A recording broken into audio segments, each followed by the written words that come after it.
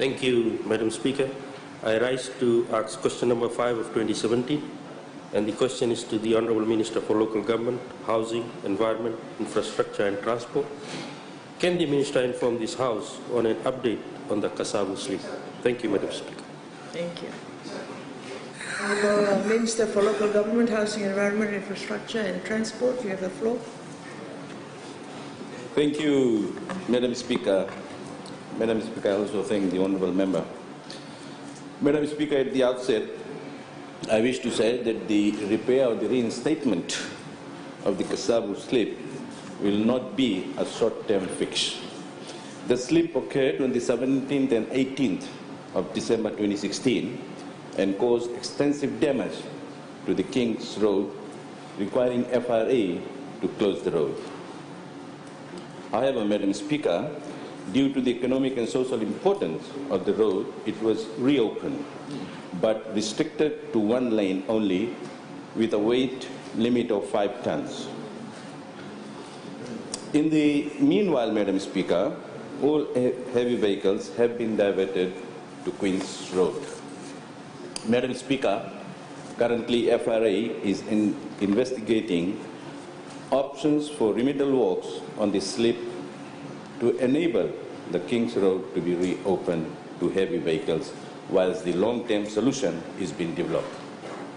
Madam Speaker, unfortunately, since then, extensive slip cracking has been identified at multiple locations, north, south, and adjacent to the current slip site. The fact that the area remains unstable means any short or long-term solution cannot be developed until detailed geotechnical investigations are completed. Madam Speaker, once these investigations are completed by the consultants, short and long-term options will be developed. Madam Speaker, in the meantime, there is an alternate bypass route and which is open to the general public. It has a number of limitations, but is the only viable route. Upgrading works commence immediately and continue throughout the Christmas and New Year period. It was open to the public on 9th January 2017 with a weight restriction of 18 tons. Madam Speaker, to assist passengers travelling at night, lighting now has been installed with the assistance of FEA and Ministry of Energy. Here, Madam Speaker, I would also like to thank all those who worked during Christmas and New Year's to make that road open. And I'd also like to thank the bus operators for their understanding in this matter. Thank you, Madam Speaker. Thank you. Honourable Nawakula. Last Wednesday, no light there.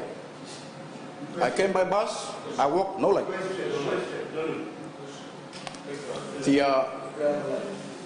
The statement by the Honourable Minister will hardly satisfy the travelling public. Give us a timeline. Give us a timeline. They have to plan ahead. Peterson want to know when this will finish. The public.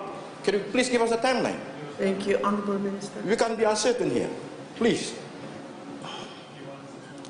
I really don't know whether I went in the daytime or nighttime, but let me say that light is there. That's number one. Number two, I have been saying in this parliament that I'm not here to give time frames. What I've mentioned in my response, Madam Speaker, that FRA has engaged consultants and they're going to carry out the investigation. Only the investigation will reveal and determine what type of work we need to do. Thank you, Madam Speaker. Thank you. I give the floor to the Honourable Joseph. Order. I give the floor to the Honourable Joseph Andolak-Virata. My intended question had been asked. Thank you.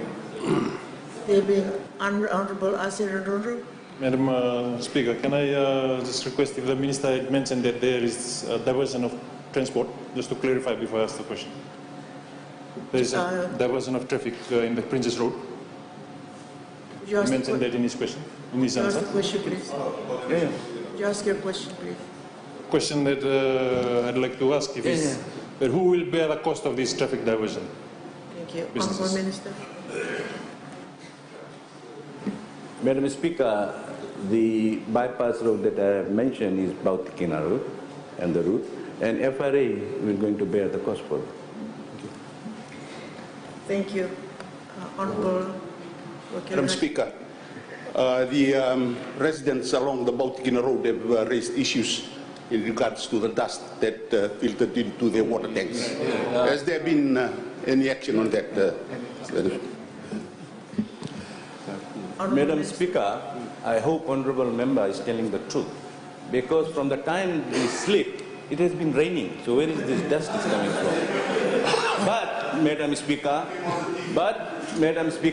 if there is an issue of dust, definitely we will take care of it, because the road is very near to the houses both sides. Thank you, Madam Speaker. Thank you. I now give the floor to the Honorable Dr. Bridgelal.